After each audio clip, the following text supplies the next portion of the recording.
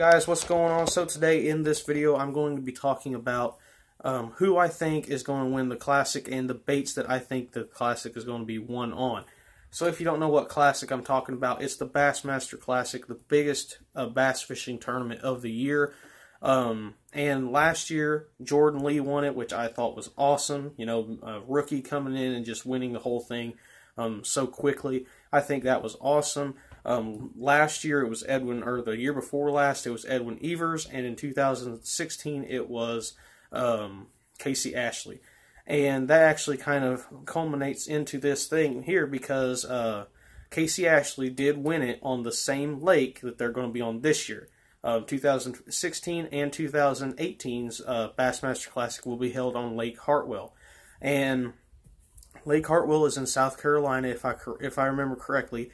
And what they've been doing, or what has happened down there, is that the water has risen quite a bit. At least that's what I've heard. I don't know really. I don't fish around there, so I don't know. But I've heard that the water is up, and it is quite muddy on the upper end.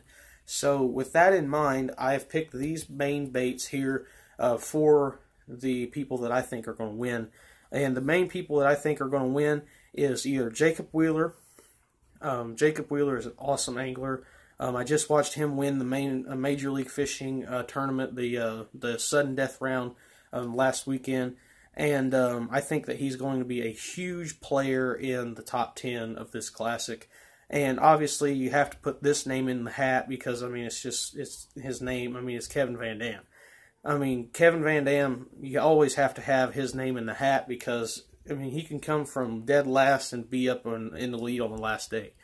So, you know, I think those two anglers are probably going to win. The only thing about Casey Ashley has won 2 different tournaments on Lake Hartwell.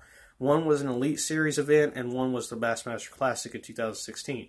One thing that I'm a little bit worried about is I think that he might get locked into the same patterns that he had last year or a couple years ago, because I'm a little bit afraid of that, because I've seen a lot of people go fishing the past is basically what they're doing. They're fishing something that has worked in the past. I've seen that. I've even done it and not caught fish. I've seen people go from first and just drop all the way to last because of fishing the past. And, you know, the fish aren't going to be in the same place as they were 2 years ago. That's going to be a little bit of my worry about him possibly winning. I don't know if he will. He has had good luck, but I'm afraid that he's going to fish the past and not fish, you know, new water. I also think that Greg Hackney could possibly win. Greg Hackney is kind of the dark horse in my pickings. I think that he could possibly win. Now, the baits I have chosen are because of the place that I think that they're going to win it at. I don't think it's going to be one on the southern end or the lower end of the lake. I think that it's going to be one on the upper end of the lake, and I think it's going to be mainly one in the backs of creeks, like in the around points and in the backs of creeks.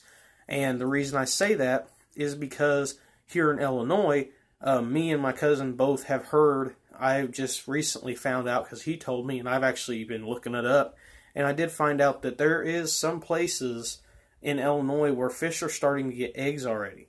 And I don't know exactly where they are, but I do know they're somewhere in Illinois, and they're already getting eggs. So I'm thinking that since that lake is a little bit more south than we are here, I'm thinking that the fish are going to be very close to the spawn, main pre-spawn. But I don't know. Like I said, I don't fish down there, so I don't really know the best times of year for the spawn in that part of the country. But I do think that these fish are going to be more post or pre-spawn over spawn and late pre-spawn, because you know, if they're already getting eggs up here, I think that they're going to definitely be moving up soon down there. So with that in mind, I did pick some baits that are going to be muddy water baits because, like I said, I think it's going to be one on the upper end of the lake, and the upper end is known for being muddy. Plus, the water is up down there, and it's always going to be muddy if the water is up. So I picked these two color specifically, I think that the three baits that are going to win this tournament are either a jig. Now I picked two colors here, the black and blue, and the trailer, you know, I don't know, depending on who it is. I mean, if Kevin Van Dam's fishing it, it could be a rage crawl or a rodent, but rage bug, whatever. This jig here I have paired up with my homemade crawls, the Doc's Lures crawl. And, you know, I think a black and blue jig will really be good for the muddier water. And the other color jig for a little bit cleaner water, if the water's not super duper muddy, is a brown jig. Just a normal brown jig. This one here is in peanut butter jelly color. I think either a brown and orange, a brown and purple like this one here is. I think that some sort of a jig that color is going to be really good with some sort of a brown or green pumpkin trailer. I think that's what's going to be really good if the water is not as muddy as I personally think it would be. Because up here, when the water's high, the water is normally like chocolate milk. But it might be different down there, you know, I don't know. Then, another bait, I could not find, I don't have any June bug worms, so I just figured I would throw this in there, you know, a shaky head. Now, this color of worm I wouldn't throw. I would, if the water is muddy, I would throw either black or June bug, just because it's a darker color in that muddier water. But I do think that a shaky head is going to come into play somewhere down the line in this tournament, just because shaky heads catch fish. They always do. And I think in that muddier water, a June bug or a black worm will catch the fish better. Then, you always have to have a moving bait. And this one here is a new bait that I just got a couple days ago, actually. But I do think that it's either going to be this bait or a small underspin swim bait.